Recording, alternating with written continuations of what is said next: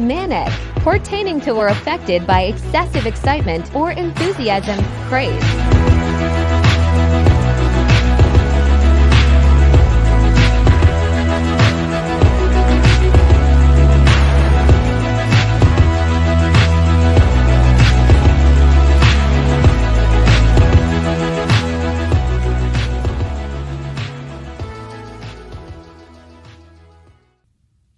This is Manic Mindset. It's time for another Manic episode with Haley and Lynn.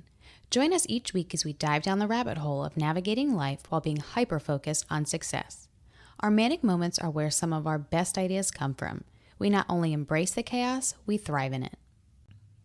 Hey guys, welcome back to Manic Mindset. And today we're going to talk a little bit about changing your habits to change your life. I love it. I love a good habit. Mm-hmm. I do believe, and I know we've talked about this in another episode, but I do believe in healthy habits and addictive habits. I feel like people be like, oh, you have an addictive personality. I feel like everybody has an addiction to something. It's just whether or not it's healthy or not. You know, if you are addicted to working out and eating healthy and having good daily habits opposed to, I don't know, smoking crack. Mm-hmm.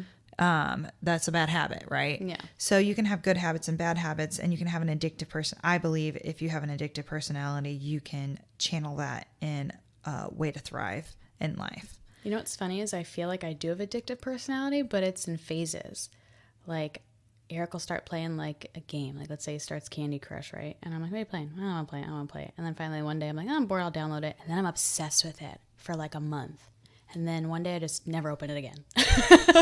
Like that's how I am with a lot of stuff. Like it's just funny. Like I'll get real into a show, have to watch it religiously, and then one day I just never look at it again. I only want this kind of yogurt. Like have to have it everywhere we go. It's my thing. And then suddenly I don't like it. Like, Right. Oh, I was so like that. Remember kind of with phases. agave? Oh my gosh. I ate every day. Yes. Now I can't stand to look at it. I'm like, Yeah. I can't do it. I find something, I ride it till the brakes come off. Yeah, pretty much.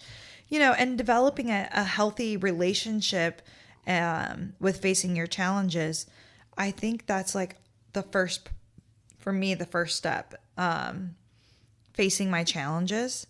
And what do I mean when I say developing a healthy relationship with it? A lot of times when I am mapping out what my day is going to look like, which is a habit of mine. I like to make lists. I love that. It's important for me. Good sticky notepad will change your life. Oh, I know. And I used to avoid the hard things. Mm-hmm. Avoid. Now I try to tackle those first because everything else is like mindless stuff I can instantly do. You can stress out for 6 days, 6 weeks about something. When you finally do it, took you 6 seconds. Yeah. Well, and I was getting to a point where I was like, I knew this has to be done by Thursday, and I would wait till Thursday to do it. Instead, now I do it on Monday. Mm-hmm.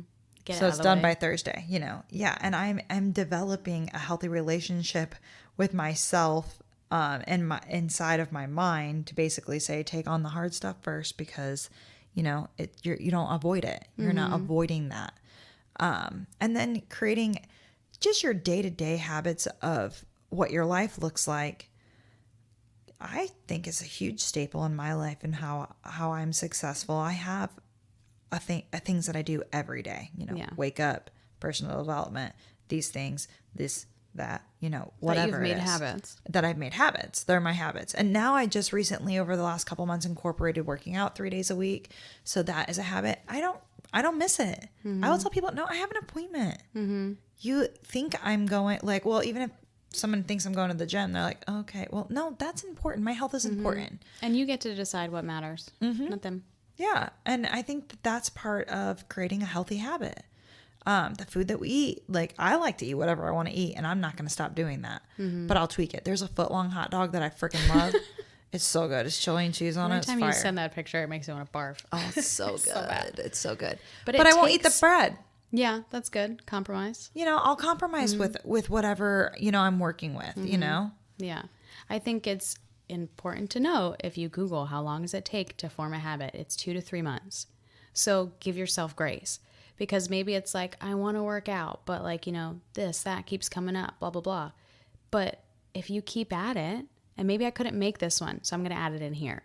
If you adapt it in a way that you're still making time for it, even if you have to change it, if you still make it a priority, it becomes a habit. Just stick with it, and eventually it's second nature. It's a staple of how you get through the day. It'll become a part of your personality for Yes, sure. if you are always putting something above it, then yeah, of course that thing is going to become the priority, but it has to be your habits.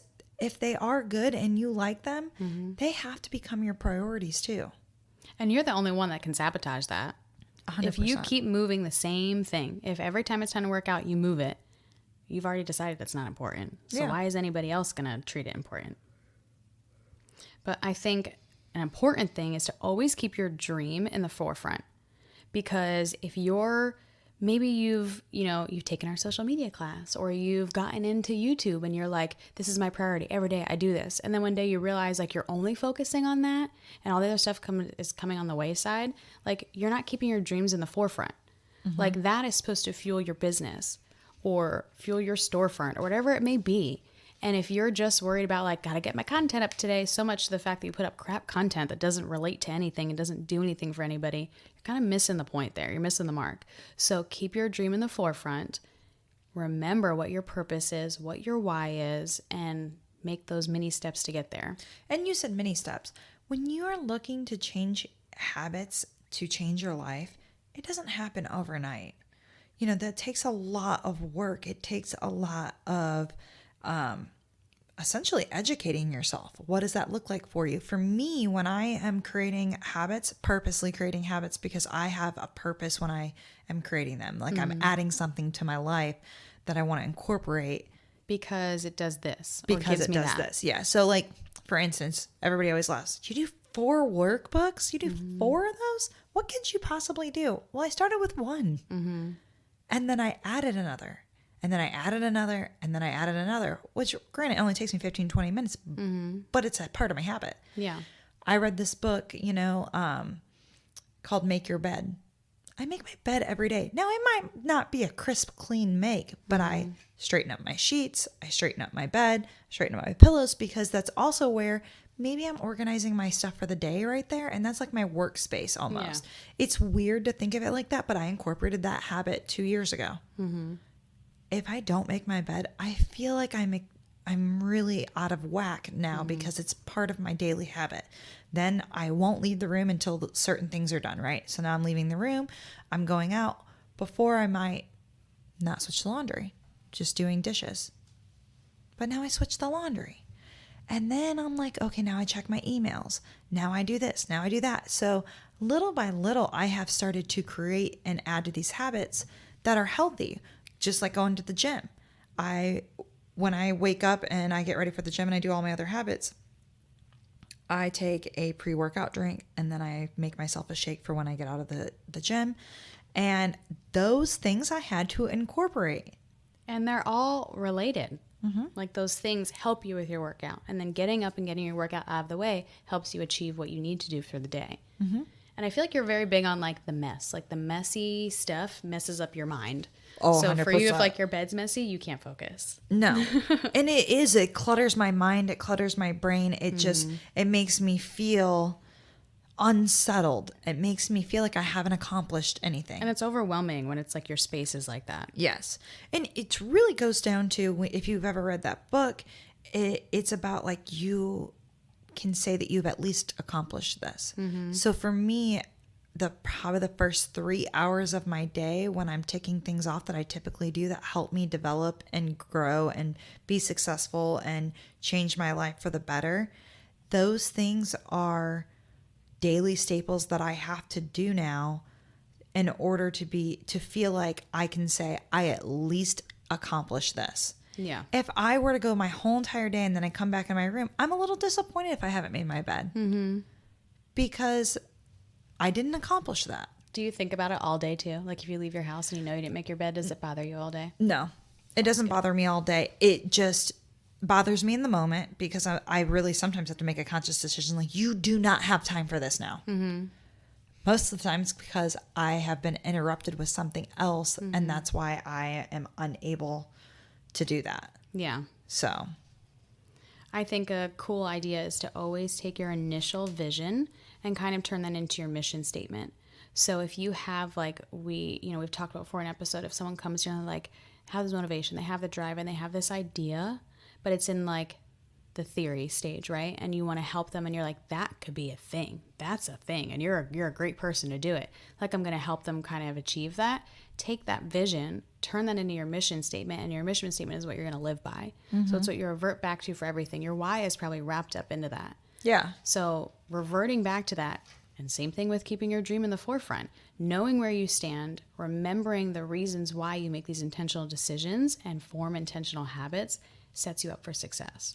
Well, and I think it's okay to give yourself some grace too, because you're not always going to be in your daily habit every single day. Things are going to come up. Things are going to happen. Things are going to change. I get disappointed in myself if I go a week without doing my books. I can't tell you that I do it every single day because I don't. I get in and out of habits. But what I do was that I truly believe that some people don't is they have a hard time getting back into their daily habits once they're out. I have never had a problem getting back into habit. I usually know that I'm not in habit, probably a little irritated that I'm not. And you're probably missing it on some level. I'm missing it because I don't feel focused. I don't feel centered. It's that gravity that holds me in the center that makes me feel like I am ready to achieve things. I feel like my mind is better prepared for other people. And I know that we talk about all this stuff and people are like, man, it just feels like it's a lot. I'm a very busy person. Yeah. I sell a lot of real estate and I take great pride in it. And I am still able to give myself to people. And I have to be able to do these things and get back into habit sometimes in order to mentally process and be able to still have a life where I don't feel like I'm drowning. Like I don't want to feel like I'm a duck on water, right? Just your feet just underneath and The you look human cool, body is calm, not and made collective to on sustain top. that. Yeah, no, it's Not at all. not. And so you have to give yourself some grace. It's okay to get out of habits as long as you know how to direct yourself and get back in them. When you finally have some downtime and you're like in another sprint, you need to be able to redirect that. There are times where I'll come out of it. I typically always make my bed or straighten it. But again, there are certain things like I did not have time to load the dishwasher this morning. I didn't have time for it. I had to prioritize it. I was already going to be a few minutes late, so I was like, I can't do it. Until I get out of the house, it frustrates me. And then when I was out, I was like, it's not a big deal. Someone else will take care of it. If you need a dish and it's not clean, you're going to wash it or you're just not going to have it. Yeah. But I mean, think about how we talked about it takes 2 to 3 months to form a habit. Imagine doing all that work, right? You spend, let's say, 3 months making working out a priority, making eating healthy a priority, making your journaling a priority. And then on the 4th month, suddenly life gets in the way and it's real busy and this and that. And instead of being like, let me get back on the horse, it's like, well, ruin that. I guess we're done with that. Like, imagine all the time you've wasted forming that habit, making it a habit. You're going to fall off the horse. You get back up and you stay on track and you continue it to be a habit, or you throw in the towel and then you've just wasted time essentially. You've done all that work in training your brain, doing these things. It's just like teaching your kid expectations. We're not going to, throw that on the floor. We're not going to be out by the pool. We're not going to do all these things. Like, teach a dog, go bathroom in the house. Like, those things take time. So put yourself in that shoe. Like, imagine how much effort it takes to teach somebody or something, someone else, like a habit. You've done that. You've done it to yourself. And sometimes you're not aware because it's yourself. Right. Of all the hard work you'd put in. And don't be so quick to throw that away. Yeah. And it starts with a small habit, a small daily habit. If your thing is making your coffee every morning, that's your thing, right? Some people, coffee in the newspaper was my grandmother's thing or my grandfather's thing. That's like your little moment to yourself. That's your moment. That's the start to your day. That's how you have to start your day. And if you don't start it like that, sometimes it doesn't feel right. Yeah. Because you missed an important habit in your life. I truly believe the first hour of your day and how you start it is the most important part. And I used to get like train wrecks, come right into it. you don't get your time. I started putting my phone on do not disturb until a certain time. I cannot be disturbed during these times. And the reason I can't be is because I cannot move forward with my day the way that I need to for other people if this time is interrupted. So it's okay to add a small thing each time. That's what I would do. I wouldn't try and incorporate all these habits at once that are supposed to be huge life-changing habits, because you're most likely not going to do well. Yeah. You're going to fail and you're going to be frustrated. It takes small things at a time for those to become your daily habits and your priority of your life. I think one of my big things that I do is like the nighttime sabotage. Like I stay up real late and then I'm aggravated in the morning because I got to get up early and I'm exhausted. My eyes are puffy. I'm like, why do I do this to myself? Or we'll watch a show and we'll look at each other like, oh my God, it's 1 o'clock. Like we're going to bed. But I feel like that's the only time I get time for me. That's the only time I get to sit down. The kids are in bed, so they're not like essentially up your ass, driving you crazy, right? It's the only quiet time. It's the only time I see Eric. It's the only time I get to watch TV. Like, I don't disagree with that. People were like, even from our team, would message me at 10, 11, 12 at night. No. I don't answer it. I don't look at it. There is nothing that I can do right now that's going to change tomorrow, that's going to change the outcome for tomorrow. And I've worked all day. I get up early in the morning. I've spent my entire day working. I'm not working right now. I'm not looking at this. I'm not answering it. I'm not responding to it because I'm mentally done. I'm shut off at this point. that battery's drained. It's so drained. It is how deady, you know. And I feel like it's very clear. Like I sometimes like I'll put my phone on the charger and never feel as soon as you sit down. One of the sounds goes off and it's like an email or a me, text or like there's that little like a little Facebook message all night long. But like you will know if there's an emergency, right? Like sometimes I stress for a minute and I'm like, should I get up? Should I look? Am I missing something? Do I have FOMO? Like what's going on?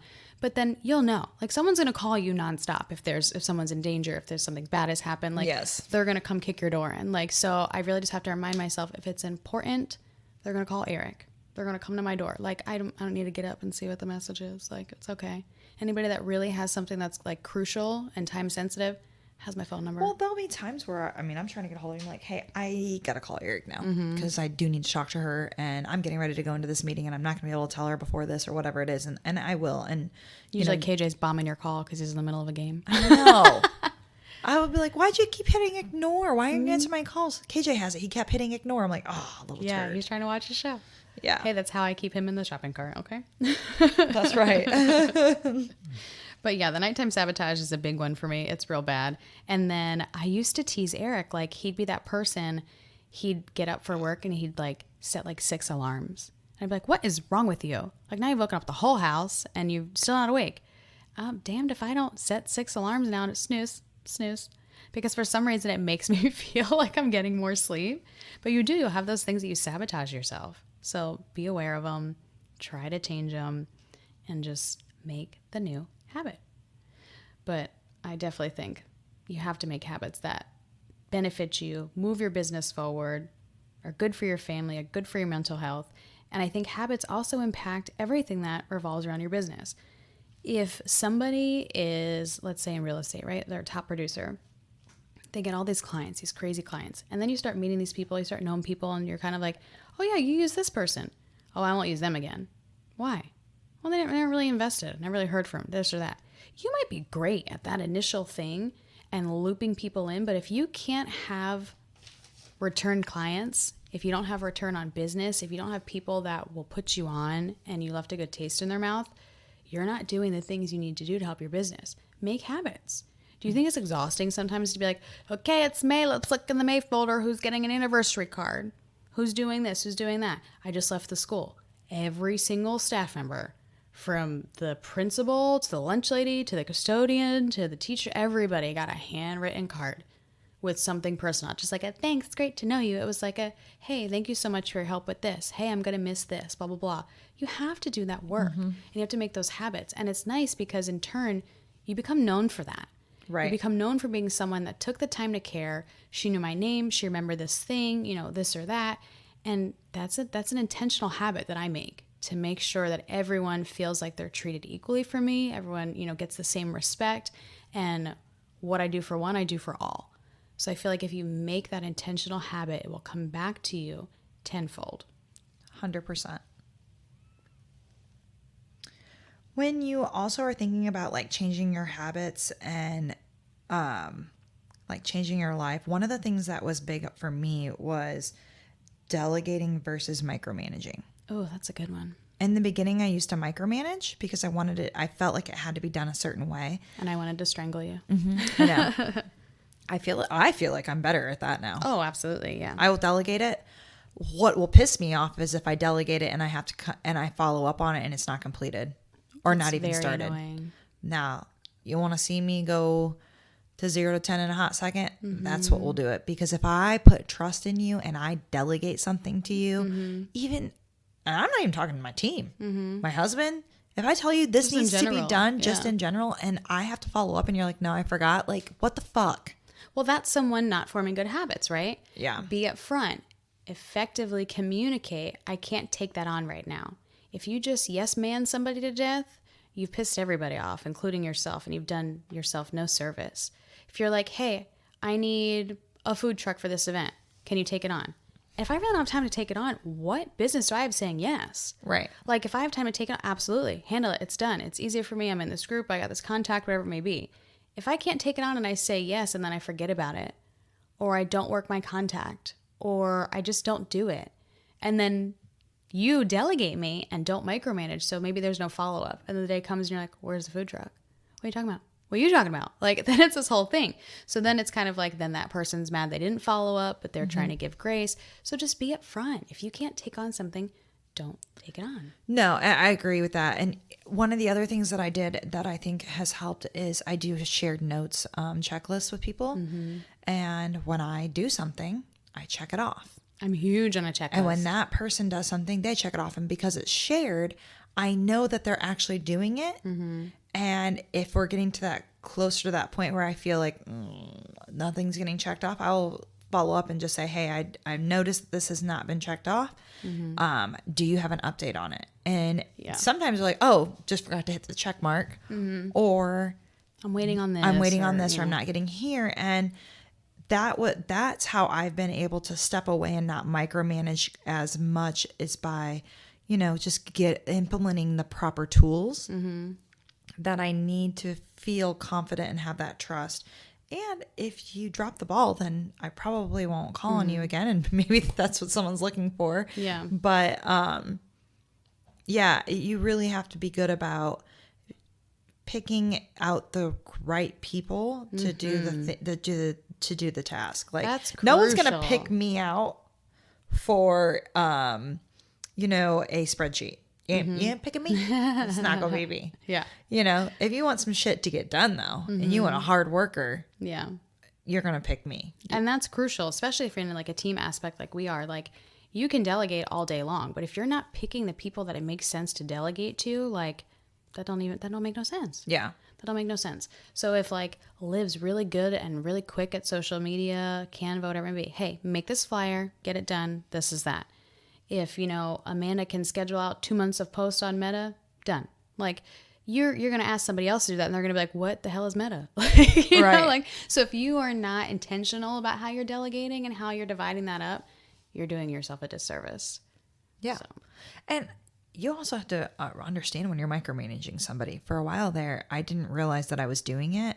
And then I was told that I was doing it. And then I was like, oh, I didn't realize that I was doing that. And I really felt bad about it. And now I'm like hyper aware and like when I do it or how I'm acting. And sometimes I'm like, no, I am micromanaging you right now. And I know it and I'm fine with it. Yeah. And I'm doing this unfortunately, because this is because I have to do this, So I think that can be very tricky because you get into these daily habits that you feel like are good and you're adding in, delegating or whatever it is. And then you're micromanaging that because you've created these habits. You got to just be really careful because it can be a very slippery slope. Yeah. Because habits also can create, for me, they can create anxiety, which then fuels the micromanaging. Yeah. So I do tread a very fine line on adding too many things to my daily habits because they become just so. They have to be just so. And when you get into that, That's when the delegating has turned into micromanaging, because you need things just that way. Yeah. And sometimes you have to, especially like being a team leader, you have to navigate your people, right? Like if you're like, hey, can you do this? And I'm like, sure. And I don't put it in my phone. I don't write it down. You know damn well it's not getting done. I am somebody that I know about myself, and you learned about me like, hey, this is the deadline. This is what it may be. Know those expectations, especially if it's your spouse, your teammate, your coworker, someone that you're in that trench with. Play to their strong suits, just like you can play to yours. I need this done, but I need it done by Wednesday. If you can't take it on before that, I'm going to go ahead and move it down the chain, whatever it may be. So get to know the strengths and the weaknesses of the people you surround yourself with and you're doing this business with or this life with, because it's going to skyrocket your success. And if you just task it to somebody that maybe is not capable of that, whether they're aware of that or not, the ball gets dropped. But I think something important is, for habit-wise, is adapting to new things. So being able to adapt to, let's say, social media, new platforms, shifts in where your audience is shopping or researching, those things. Maybe for the past 3 years, we've done everything on a Facebook story. Well, maybe next month the algorithm changes and suddenly no one watches stories. Is it beneficial to you and your business to stick with the habit of consistent daily stories? No. It's no longer serving you. It's no longer doing anything. So stop allocating time to it. Adapt to whatever it may be. Maybe it's now Facebook is obsolete like Facebook was. So now I've got to learn how to do Instagram better. Right. So you have to be able to adapt, because being stubborn in your habits does nothing for you. No. And there are people that are stubborn in their habits. They truly believe it. We do not look through the yellow books anymore to get listings and clientele and stuff. We don't do that. Yeah. And so some people are so set in their ways. I have been around people where they're like, if you want to be successful in this business, this is what you have to do. This is how you have to do it. And this is what you have to wear. And if you're not showing up at the office, then you're not going to be successful. And I'm like, that's ridiculous. You know, first of all, I do my daily habits and stuff, and they're working out just fine for me. It's like people that say if you don't go to church, you're going to hell. Yeah. I might believe in God, but I don't have to be at church to do that. Maybe I'm praying all morning at my house. You don't know that. Like, Right. Be self-aware and give grace to people. Just because it's not being done your way doesn't mean it's not being done. And I feel like, back to the delegation, there's a time and a place for that, right? Like if it is, like you said before, like if I'm going to delegate something to you, if it's going to take me 2 hours to map through how to do this thing so that you're doing it right and there's no room for error, there's a time and a place. And if I have to sit down and spend 2 hours on teaching you how to take this thing on because I'm so micromanaging because it's something that there's no room for error, maybe that's not the appropriate thing to delegate. But if I can delegate, the food shopping to my husband, the social media post to this person, if I can get my kid a ride to practice, I then have now freed my time to focus on that thing that has no room for error that I know would set up for self-sabotage if I delegate it to somebody else. So be intentional about how you move through delegation, what your expectations are, and be very intentional in saying yes and saying no. And that's a wrap. If you like what you heard, make sure to like, follow, and subscribe. And as always, you can listen on Apple, Spotify, and more. Don't forget to check us out on YouTube for video podcast. We'll see you next week.